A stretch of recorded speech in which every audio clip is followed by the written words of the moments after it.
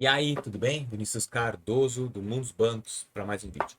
Como fazer para cancelar e pedir a segunda via do teu cartão do Mercado Pago? Sabe fazer isso? Bom, e por que eu vou te ensinar isso? Bah, tu tava na rua, perdeu o cartão, tu não sabe onde é que tá.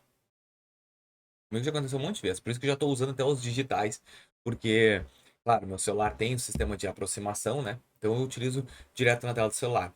Mas uma das coisas que mais acontece é perder o cartão e cancelar. Então nesse vídeo eu vou te explicar o passo a passo de como fazer direto da tela do teu celular do Mercado Pago e solicitar a segunda vez do teu cartão, tá bom?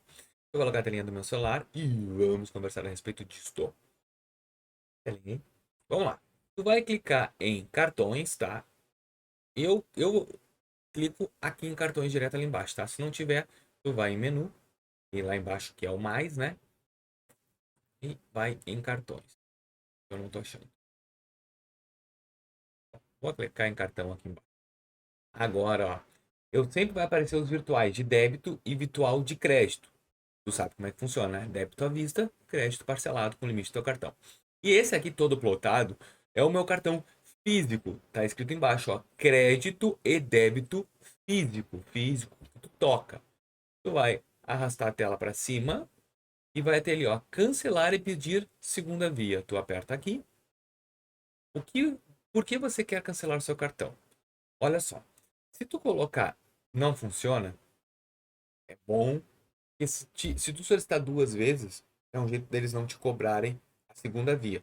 Claro que se tu botar eu perdi, ele vai cancelar o cartão, ó, confirmar o cancelamento do cartão e vai solicitar uma via nova. Eu só não vou continuar aqui porque eu não quero que meu cartão seja cancelado.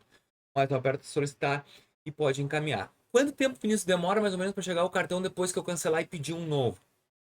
20 dias, dependendo da localização.